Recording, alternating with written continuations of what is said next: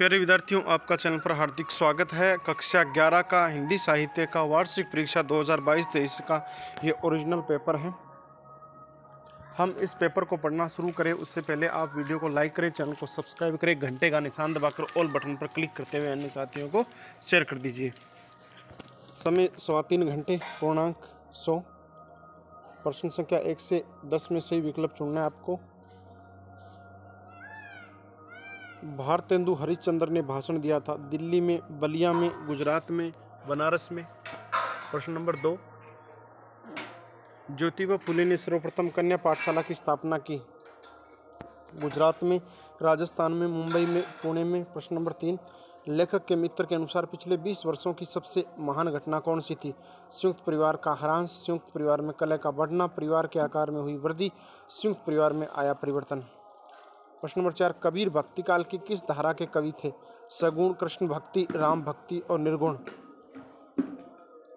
प्रश्न नंबर 5, पद्माकर को कविराज शिरोमणि की उपाधि किसने दी? बूंदी नरेश ने, जयपुर नरेश ने, बीकानेर नरेश ने, जोधपुर नरेश ने। प्रश्न नंबर 6, नागार्जुन अपनी मातृभाषा मैथिली में किस नाम से लिखते थे? नागार्जुन में बाबा यात्री विश्वबंधु। प्रश्न नंबर 7, घर में वापसी कविता के रचयिता है? जयशंकर प्रसाद, धूमिल, श्रीकांत वर्मा, महादेवी वर्मा। प्रश्न 8, धन है न घनश्याम पंक्ति में अलंकार है? श्लेष, विरोधाभास, यमक, मानवीकरण। प्रश्न नंबर 9, ईदगाह कहानी का प्रमुख पात्र कौन है? नूरा, मोहसिन, हामिद, महमूद। प्रश्न नंबर 10, आवारा मसीहा किस विद्या की रचना है? रेखाचित्र, आत्मकथा, संस्मरण, जीवनी। प्रश्न नंबर 11 से 20 रिक्तस्थानों की पूर्ति करनी है, ये भी 10 अंकों के। प्रश्न नंबर 11, बालम आओ हमारे गहरे में कबीर रिक्तस्थान को पुकार रहे हैं। प्रश्न नंबर 22, रिक्तस्थान सिद्धेश्वरी का मंझला लड़का था, मुझे लड़के का नाम बताना है। 15। प्रश्न नंबर 13, भव्य पुरुष ने कहा जहाँ अंधकार है वहीं रिक्तस्थान है। प्रश्न नंबर 14, सुकिया की पत्नी का नाम रिक्तस्थान है, नाम बताना है उसका। लाल के पिता का नाम रिक्तस्थान था, तो लाल के पिता का क्या नाम था? प्रश्न नंबर 16, लड़के के अब्बा ने सोचा क्यों न उसे रिक्तस्थान के बोर्डिंग स्कूल में दाखिला करा दिया जाए। प्रश्न नंबर 17, राधा रिक्तस्थान किताब छिपकर पढ़ती थी। प्रश्न नंबर 18, शरत की माता का नाम रिक्तस्थान है। प्रश्न नंबर 19, संध्या के बाद कविता के रचनाकार कौन है? रिक्तस्थान में लिख दीजिए। प्रश्न नंबर 20, महादेवी वर्मा को रिक्तस्थान के लिए भारतीय ज्ञानपीठ पुरस्कार दिया गया। आगामी 21 से लेकर 35 तक एक एक पंक्ति के उत्तर है, 15 अंकों के, ये प्रत्येक 1 नंबर का। प्रश्न नंबर 21, शरत को कहानी लेखन की प्रेरणा किससे मिली, कैसे मिली? 22 नंबर, कस्तूरी मृग किसकी प्राप्ति के लिए अपने पर ही चिढ़ता है? प्रश्न नंबर 23, कवि को किस प्रकार की आस रात भर भटकाती है और क्यों? ये ओरिजिनल पेपर है जो हमें प्राप्त हुआ है। प्रश्न नंबर 24, लाला के मन में क्या दुविधा थी? प्रश्न नंबर 25, अंडे का हलवा दरवाज़ा बंद करके बनाओ, ये वाक्य किसने कहा? प्रश्न नंबर 26, मकबूल के बड़ौदा के बोर्डिंग स्कूल के किन्हीं 2 मित्रों के नाम लिखे। प्रश्न नंबर 27, कवयित्री किस मोहपूर्ण बंधन से मुक्त होकर मानव को जागृति का संदेश दे रही है? प्रश्न नंबर 28, नायिका सपने में क्यों प्रसन्न थी? प्रश्न नंबर 29, सूरदास की प्रमुख रचनाओं के नाम लिखिए। प्रश्न नंबर 30, जसदेव ने मानो के हाथ का खाना क्यों नहीं खाया? प्रश्न नंबर 31, अमीना अपनी कोठरी में बैठी क्यों रो रही थी? प्रश्न नंबर 32, टॉर्च बेचने वाला के लेखक कौन है? 33, भट्टे पर सबसे खतरे वाला काम क्या था? प्रश्न नंबर 34, अपने देश में अपनी भाषा की उन्नति करो, ये किसने कहा था? प्रश्न नंबर 35, अरे इन दोहुन राह न पाई पंक्ति में कबीर का दोहुन से क्या आशय है? तो उपयुक्त ये 15 प्रश्न थे, एक एक लाइन में आपको लिखने हैं, एक एक अंकों के हैं। आगे खंड ब की तरफ बढ़ते हैं। खंड ब में बड़े प्रश्न हैं, यहाँ पर भी 15 प्रश्न हैं। 10 पंक्तियों में उत्तर देना आपको, 2-2 अंकों के हैं। 36 नंबर प्रश्न, मगध के माध्यम से हस्तक्षेप कविता किस व्यवस्था की ओर इशारा कर रही है? प्रश्न नंबर 37, लेखक जन्मजात कलाकार है, इस आत्मकथा में सबसे पहले ये कब उद्घाटित हुई? प्रश्न नंबर 38, मोम के बंधन और तितलियों के पर का प्रयोग कवयित्री ने किस संदर्भ में किया और क्यों? प्रश्न नंबर 39, संध्या के समय प्रकृति में क्या क्या परिवर्तन होते हैं? संध्या के बाद कविता के आधार पर लिखिए। प्रश्न नंबर 40, गूंगे ने अपने स्वाभिमानी होने का परिचय किस प्रकार दिया? प्रश्न नंबर 41, कामिन को है बालम प्यारा जो प्यासे को नीर रे से कवि का क्या से है? आगे देखिए प्रश्न नंबर 42, ये दो दो अंकों के प्रश्न है 50 तक। 42, उन्हें क्या खबर कि चौधरी आज आंखें बदल ले तो ये सारी ईद मुहर्रम हो जाए, इस कथन का आशय स्पष्ट कीजिए। प्रश्न नंबर 43, दरबार सवैये में किस प्रकार के वातावरण का वर्णन किया गया है? 44, लेखक ने कविता को हमारी भारतीय परंपरा का विचित्र परिणाम क्यों कहा है? प्रश्न नंबर 45, कृष्ण ने नंद बाबा को दुआही देकर दाव क्यों दिया? प्रश्न नंबर 46, शोषण व्यवस्था ने क्या क्या षड्यंत्र रचे और क्यों? प्रश्न नंबर 47, रिश्ते हैं लेकिन खुलते नहीं, कवि के सामने ऐसी कौन सी व्यवस्था है जिससे आपसी रिश्ते भी नहीं खुलते हैं? प्रश्न नंबर 48, बादलों का वर्णन करते हुए कवि को कालिदास की याद क्यों आती है? ये सभी दो दो अंकों के हैं यहाँ तक 50 तक। 49, देखो, भारतेंदु हरिश्चंद्र जनता से मतांतर छोड़कर आपसी प्रेम बढ़ाने का आग्रह क्यों करता है? प्रश्न नंबर 50, भारत माता की छवि या धारणा आपके मन में किस प्रकार की है? अब खंड स देखिए 51 नंबर, प्रस्तुत गद्यास की सप्रसंग व्याख्या कीजिए। तुम आपकी कमर कसो आलस छोड़ो, कब तक अपने को जंगली उस मूर्ख बोध डरपोक ने पुकारोगे। दौड़ो इस घुड़दौड़ में जो पीछे पड़े तो फिर कहीं ठिकाना नहीं है। फिर कब राम जनकपुर ए अब की जो पीछे पड़े तो फिर रास्ता तल ही पहुंचोगे। ये आपको गद्यांश देखना है किस पाठ से लिया गया है, इसकी सप्रसंग व्याख्या लिखनी है। अगर ये नहीं करते तो नीचे दूसरा गद्यांश दे रखा है।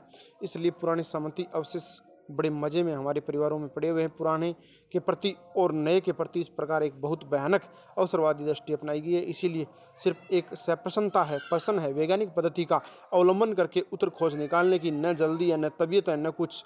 मैं मध्यम वर्गीय शिक्षित परिवारों की बात कर रहा हूँ। तो आप या तो ऊपर वाला कीजिए, अगर ये नहीं करते तो नीचे वाला, दोनों में से किसी एक की सप्रसंग व्याख्या आपको गद्यांश की करनी है। ये भी 3 अंकों का है और ये भी 3 अंकों का है। अभी तक जो प्रश्न आ रहे थे वो 2-2 अंकों के थे, उससे पहले 1-1 अंकों के। 1 से 35 1-1 अंकों के हैं, 36 से 50 है वो 2-2 अंकों के हैं, और 51 और 52 है वो 3-3 अंकों के। अब देखो 52 में सप्रसंग व्याख्या करनी है पद्यांश की। जो पद्यांश है कि दरिद्रता पापों की जननी, मिटे जनों के पाप ताप भे, सुंदर हो अधिवास वसन तन पशु पर फिर मानव की हो, जे व्यक्ति नहीं जग की परिपाटी, दोषी जन के दुख क्लेश की, जन का शर्म जन में बंट जाए, प्रजा सुखी हो देश देश की। ये पद्यांश, इसकी सप्रसंग व्याख्या करनी है। अगर ये नहीं करते तो अथवा में दूसरा पद्यांश दे रखा है, कोई छींकता तक नहीं इस डर से कि मगध की शांति भंग न हो जाए, मगध को बनाए रखना है तो मगध में शांति रहनी ही चाहिए, मगध है तो शांति है। तो इन दोनों में या तो ये कीजिए या फिर ये, दोनों में से कोई एक आपको करना है। 3 अंकों के हैं। प्रश्न नंबर 53, ये भी 3 अंकों का है। ये क्या है? अपठित गद्यांश को ध्यानपूर्वक पढ़कर दिए गए प्रश्नों के उत्तर लिखिए। समय वह संपत्ति है जो प्रत्येक मनुष्य को ईश्वर की ओर से मिली है। जो लोग इस धन को संचित रीति से बरतते हैं वे शारीरिक, मानसिक तथा आत्मिक आनंद प्राप्त करते हैं। इसी समय संपत्ति के सदुपयोग से एक जंगली मनुष्य देवता स्वरूप बन जाता है। इसी के द्वारा मूर्ख विद्वान, निर्धन धनवान और अनुभवी बन सकता है। संतोष, हर्ष या सुख तब तक मनुष्य को प्राप्त नहीं होता जब तक वह उचित रीति से समय का सदुपयोग नहीं करता है। समय निसंदेह एक रत्न राशि है, जो कोई उसे अपरिमित और अगणित रूप से अंधाधुंध व्यय करता है वह दिन दिन अकिंचन, रिक्त हस्त और दरिद्र होता है। वह आजीवन खिन्न और निराश रहता है। सच तो यह है कि समय का सदुपयोग करना आत्म उन्नति तथा उसे नष्ट करना स्वयं के आत्म को नष्ट करना है। उपयुक्त गद्यांश का उपयुक्त शीर्षक बताइए। उपयुक्त गद्यांश का उपयुक्त शीर्षक समय का सदुपयोग, तो आपका उत्तर है ए। दूसरा, समय का सदुपयोग करने से क्या लाभ होता है? तीसरा, प्रत्येक शब्द प्रति प्लस एक दो शब्दों के मेल से बना है, इसमें प्रयुक्त संधि का क्या नाम है? तो देखो प्रति ये यहाँ पर आपकी यण संधि है। तीसरे में क्या है? यण संधि है। समय का सदुपयोग करने से क्या लाभ होता है? ये चीज आप ऊपर से देख के आए हैं।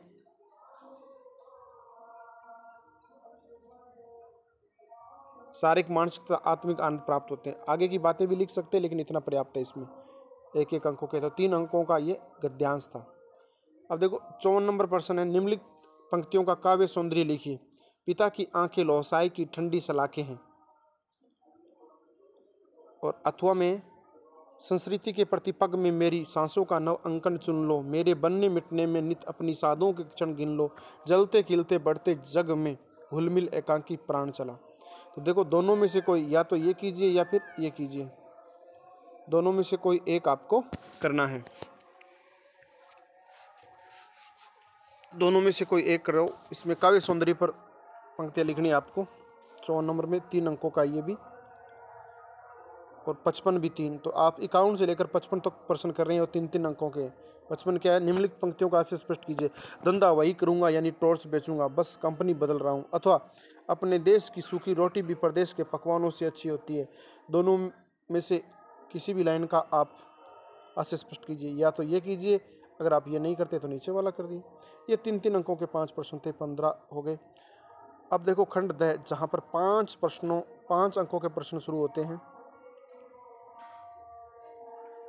56 नंबर, आत्मकथा व जीवनी में अंतर बताइए। आत्मकथा व जीवनी में अंतर बताइए। तो ये आप लिख सकते हैं। आत्मकथा तो वो होती है जो व्यक्ति अपने बारे में खुद लिखता है, और जीवनी वह होती है जो एक व्यक्ति दूसरे महापुरुष के बारे में लिखता है। बाकी अंतर आप स्पष्ट कीजिए। अथवा क्या है? आवारा मसीहा पाठ के आधार पर बताइए कि उस समय के और वर्तमान समय के पढ़ने पढ़ाने के तौर तरीकों में क्या अंतर और समानताएं हैं। आप पढ़ने पढ़ाने के कौन से तौर तरीकों के पक्ष में हैं और क्यों है? दोनों में से कोई एक करना है, या तो ऊपर वाला या फिर नीचे वाला। 5 अंकों का है। 57 नंबर निबंधात्मक है, लगभग आपको 3-4 पेजों में करना है। 57 नंबर, महादेवी वर्मा तथा अथवा प्रेमचंद का जीवन परिचय एवं साहित्यिक परिचय लिखिए। तो देखो या तो आप महादेवी वर्मा का लिखो या फिर प्रेमचंद का, दोनों का क्या लिखना है? जीवन परिचय और साहित्यिक परिचय दोनों ही आपको लिखने हैं।